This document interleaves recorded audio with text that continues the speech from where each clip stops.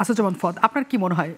বলছেন যে নির্বাচনকে আপনারা ঠেকাতে পারবেন না, যদি হওয়ার কথা নির্বাচন তাহলে হবেই। আসলে এনসিপি যদি চায় নির্বাচন কি বিলম্বিত করতে পারে? না, একটা বিষয় হচ্ছে যে রাজনৈতিক কিছু টেনশন তো আছে, সার্টেনলি, কোনো সন্দেহ নাই, কিন্তু সেটা মোটা দাগে নির্বাচন পিছায় যাবে বলে এখন পর্যন্ত সেই আশঙ্কা আমি করছি না। রাজনীতিতে অনেক মেটাফোর আছে, আপনি যেটা বলছিলেন এর আগে, যে রাজনৈতিক দল নেতাগুলো অনেকগুলো জিনিস বলে, আসলে এটা মিন করে না, অথবা ধরেন নেগোশিয়েটিং টুল আছে। একটা বিষয় দেখেন যে বিএনপি যে জায়গাটাতে এখন আছে নির্বাচনের, এইটা একটা, আমরা যেভাবে একতরফা নির্বাচনের জন্য আওয়ামী লীগকে বলি না, 18 এবং 73 সালের নির্বাচন একতরফা করে নিয়ে গেছে এবং সেটা আনফেয়ারলি করছে। এবারের নির্বাচনটা কিন্তু আপনার ফেয়ার নির্বাচন, সুষ্ঠু নির্বাচনটাই একতরফা হয়ে যাওয়ার সম্ভাবনা আছে। কারণ বিএনপির ইতিহাসে প্রথমবারের মতো তাকে সিরিয়াসলি প্রতিটা আসনে কম্পিট করবার মতো কোনো প্রার্থী নাই।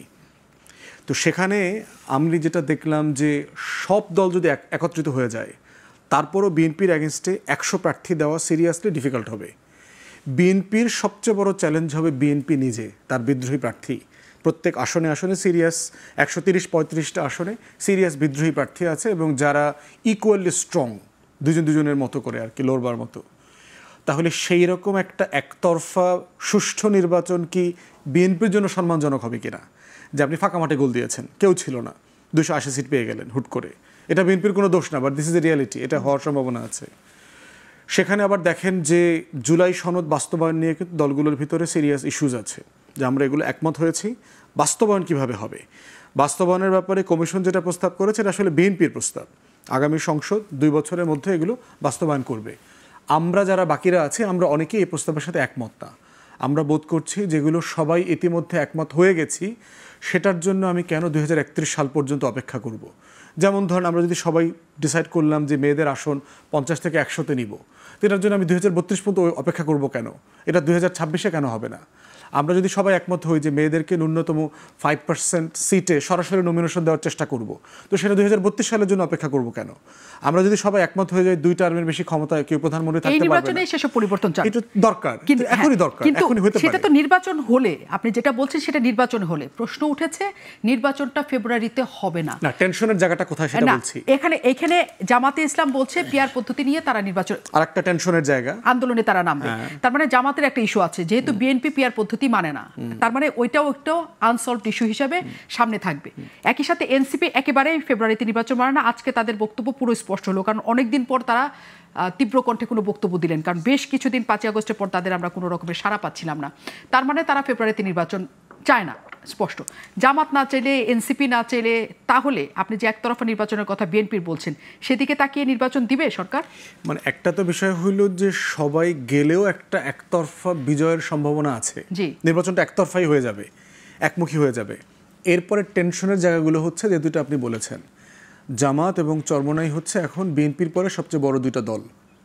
তারা যদি পিয়ারের বিষয়ে খুবই স্ট্রংলি থাকে যে আমরা সংসদে পিয়ার চাই, উচ্চকক্ষ ধরেন হচ্ছে না, একটাই সংসদ, যেমনি আছে এমনি, এখানে পিয়ার হবে, এবং তারা যদি এই ইস্যুতে নির্বাচন বয়কট করে, এনসিপি নিম্নকক্ষে পিয়ার চায় নাই, তারা যদি সংস্কার এবং জুলাই সনদ বাস্তবায়নের পদ্ধতির ব্যাপারে তারা যদি অ্যাডামেন্ট থাকে, তাহলে আলটিমেটলি কি হচ্ছে, বিষয়টা কিন্তু একতরফার দিকে চলে যাবে।